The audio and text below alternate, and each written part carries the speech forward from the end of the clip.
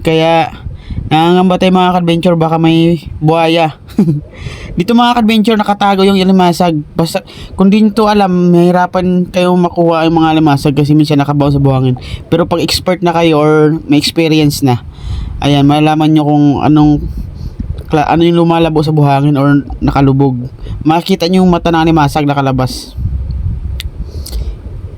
Dito nga mga ka-adventure, medyo nangangamba tayo kasi malabo. Baka makasalubong natin si Lulong.